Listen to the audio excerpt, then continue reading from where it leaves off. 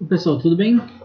Vamos hoje ver a aula sobre heterossedasticidade, tá? Continuando naquelas nossas análises sobre quebra de pressuposto do modelo clássico de regressão linear, tá? Na aula anterior a gente tinha visto o problema da multicolinearidade, que é um problema relativo às variáveis explicativas do modelo. E agora a gente vai ver o problema da heterossedasticidade, que não tem a ver com relação às variáveis.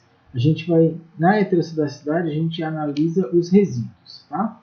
É óbvio que o comportamento dos resíduos tem relação com o que tem com as variáveis explicativas do modelo. Tá? Mas eu estou querendo dizer no sentido de que o foco da análise é diferente. Antes era calcular o fator de inflação de variância considerando as variáveis explicativas, e agora a gente vai fazer outros cálculos, mas em cima e vai analisar o comportamento dos resíduos no modelo. Tá? Então, continuando naquela questão, né, vocês precisam saber o que é, como detecta e como corrige. Tá? O que é, quais as consequências, como detecta e como corrige aqui também. Ok? Da mesma forma que na multi, tem que saber na heterossedasticidade. Então, a heterossedasticidade ela vai acontecer quando a variância do resíduo ela não for constante. Tá? Se o resíduo for σ2, ele é um resíduo constante. Se o resíduo for σ2i, significa que para cada observação eu tenho um valor de variância. Tá? Para cada observação, cada valor, né, do termo de erro, eu tenho uma variância.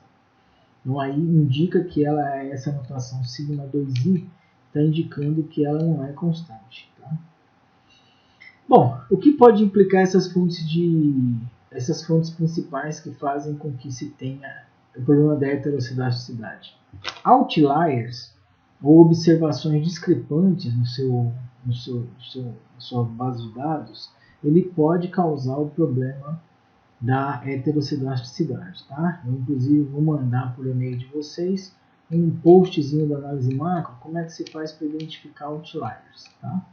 O modelo está incorretamente especificado, ou seja, é para rodar um modelo linear e a pessoa faz quadrático, é para rodar um quadrático e a pessoa faz cúbico, é para fazer cúbico, a pessoa faz linear.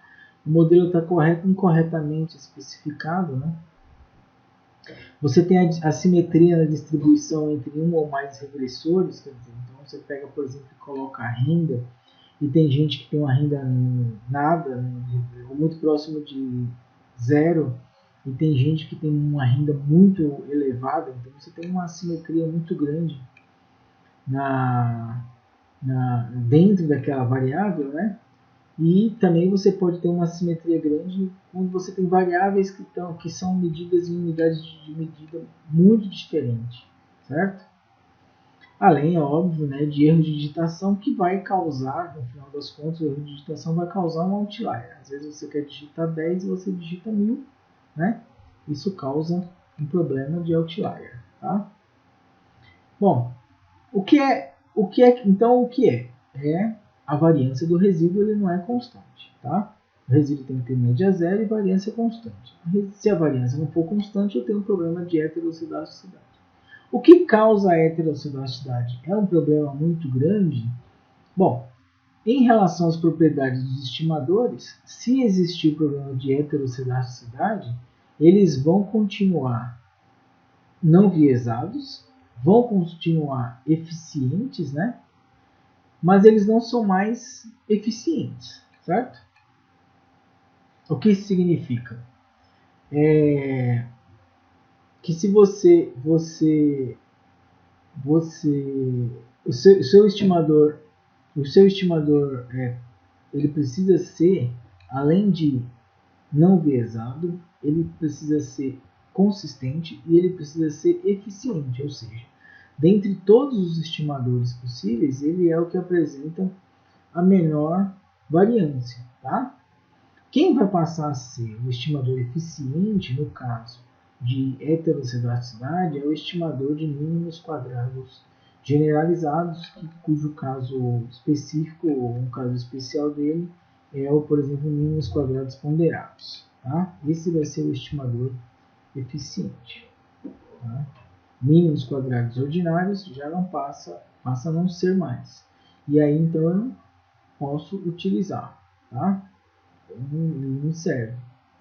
Quais as consequências? Bom, se você insistir em utilizar mínimos quadrados ordinários, sabendo que tem um problema de heterocidasticidade, os seus resultados vão estar incorretos.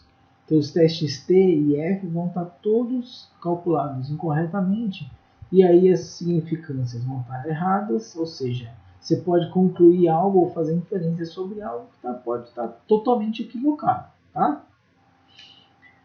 Então é um problema muito sério a questão da heterocidasticidade e ela precisa ser corrigida quando existe. Tá?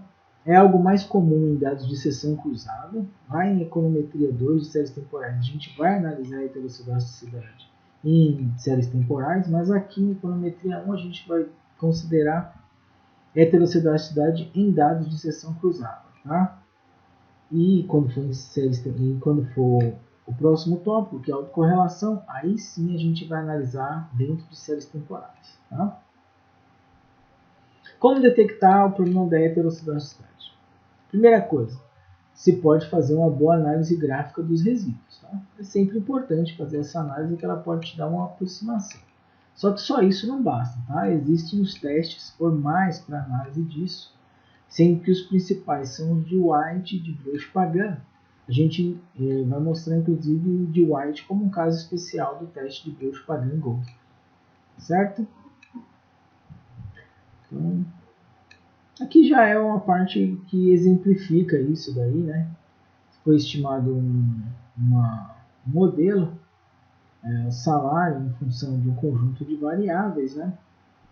E aí então, depois que você faz as análises, né? Ver se os sinais estão de acordo com o esperado, a significância dos parâmetros, né? A qualidade do ajustamento do modelo. Ainda precisa ver se existe, se os erros são normais, né? Então, se não são, precisa ver se existe multicolaridade ou se não existe, né? Através do cálculo, por exemplo, do fator de equação de variância. E tem que fazer as análises da heterocidasticidade. Tá? Então, existem algumas possibilidades.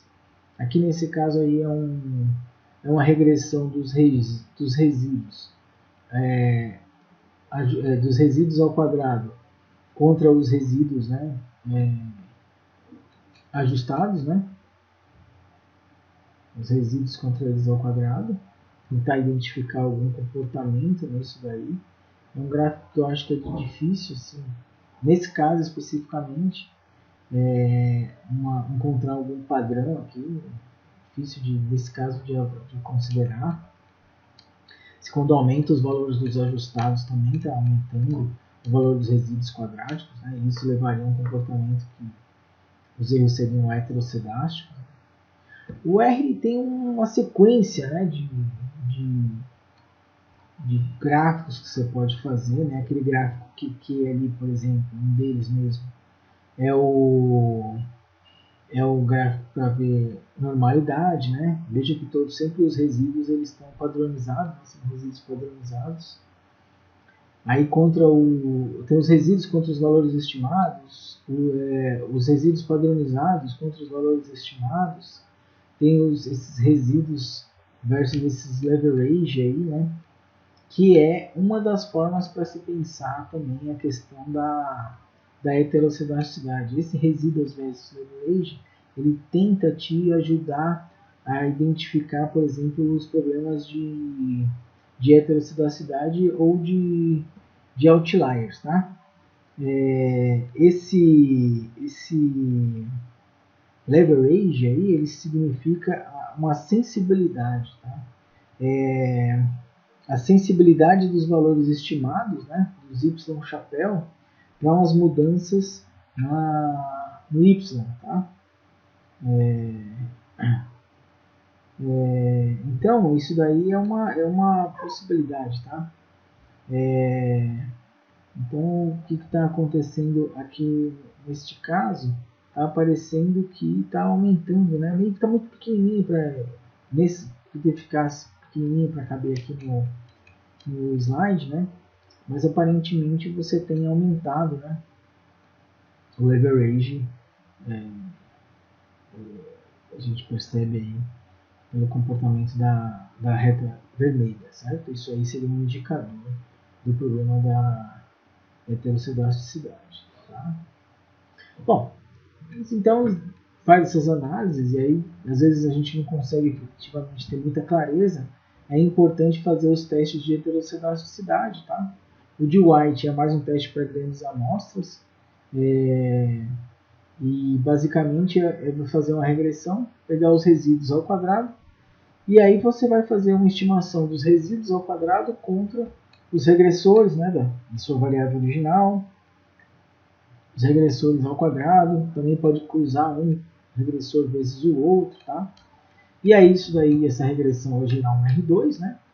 E aí esse R2, se você multiplicar pelo tamanho da amostra, fazer N vezes o R2, isso o White mostrou que segue uma distribuição de Q quadrado com os graus de liberdade igual ao número de parâmetros que foram estimados, tá? O que é importante, tanto faz o teste de White como o teste de BPG, é saber qual é a hipótese nula do teste, tá? Como tudo, a gente tem que saber qual é a hipótese nula, tá? Se a estatística do teste é essa, n vezes o R2, dessa regressão dos resíduos contra essas variáveis que a gente colocou, a hipótese nula vai ser os resíduos são homocedásticos, tá? Então, homocedasticidade é a hipótese nula dos testes de heterossedasticidade, tá? Aí o teste BPG, aí é a mesma ideia, né? Mas os resíduos ao quadrado da regressão original vão ser estimados contra os regressores originais apenas, sem eles estarem ao quadrado, sem os regressores originais fazer produto cruzado, etc. Tá? E aí pode utilizar o valor da estatística F ou também o N vezes o R2 para fazer a análise. Tá? Mesma hipótese nula, homocedasticidade. Tá? Aqui estão as formas de fazer isso, né? Então aqui eu estou usando um teste de White, né? Tá? Ele como um caso especial, porque na verdade eu coloquei variáveis quadráticas aqui, ó, tá? Não vai colocar variáveis quadráticas das damas, né? A gente coloca variáveis quadráticas das variáveis contínuas, tá? E aí então pede para fazer o Deutsch padrão, o teste, né? Então, o White vai ser um caso específico do Deutsch padrão. Tá? E aqui nesse outro caso, aí não tem. Você faz uma regressão, não coloca essas variáveis ao quadrático, só simplesmente salário, função de primeiro, não White, 1, educa experiência. E este resultado você pede a fazer o BP teste, tá? E aí você vai ter a informação. Aqui pelos dois casos, os dois testes, a gente vê que os p-values são muito pequenininhos, consequentemente a gente vai rejeitar a hipótese nula, ou seja, rejeitar a hipótese de que os resíduos são homocedásticos. Se a gente estiver rejeitando isso, significa que os resíduos são heterossedásticos, tá? Então, para esse meu modelo, eu tenho problemas de resíduos, sim, eles são heterossedásticos. Como eu vou corrigir? Existem algumas possibilidades, tá? Se você souber qual que é a variância verdadeira homocedástica, o sigma 2i, é só usar os mínimos quadrados ponderados, que é o estimador eficiente, né? No caso de ter heterossedasticidade. Só que raramente se conhece a verdadeira variância heterossedástica, tá? Pode tentar fazer uma transformação de log naquelas variáveis que tiver grande variância, né? Ou, o que é o mais comum, são alguns procedimentos que existem para estimar erros padrões ou erros padrão robustos, tá? Que é o que é o aconselhável para a gente fazer. É estimar erro padrão robusto. Por que estimar erro padrão robusto? É porque quando a gente vai resolver o problema da heterossedasticidade, As estimações no ponto, os valores dos coeficientes, dos betas que a gente estimou, eles não mudam. Continua o mesmo beta. O problema da heterossedasticidade é que ela afeta o valor da minha estatística, do meu erro padrão e, consequentemente, da minha estatística T e da minha estatística F, por consequência. Também. Tá?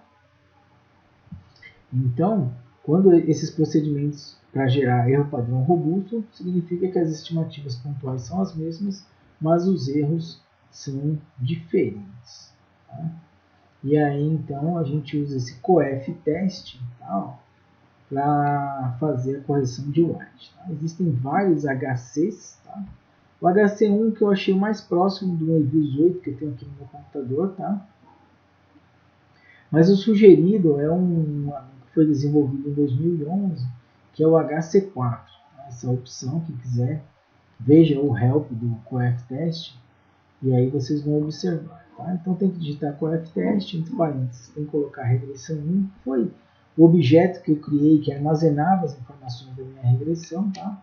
Tem que colocar vírgula, variância covariância igual a VCOV HC, e aí você vai escolher o tipo, certo? E aí ele vai te dar esse output que mostra as estimativas, que são as mesmas anteriores, tá? Aí os erros padrões são diferentes, e aí, consequentemente, o T, que é o estimativo dividido pelo erro padrão, são diferentes, e os valores dos pontos. Tá? Aqui deu tudo estatisticamente significativo, sem fazer os mínimos quadrados, sem fazer o erro padrão robusto, também tinha dado tudo estatisticamente significativo, né? Mas não necessariamente isso acontece. Como as coisas eram muito estatisticamente significativas, acabou mantendo. Mas vai ter situações que vocês vão se defrontar em que coisa que é significativa passa a não ser, coisa que não é e passa a ser, entendeu? Então pode acontecer, tá? Então, pessoal, é essa daí a aula sobre heterossedasticidade. E aí agora a gente vai organizar para fazer a aula prática. Ok? Então tá. Um abraço.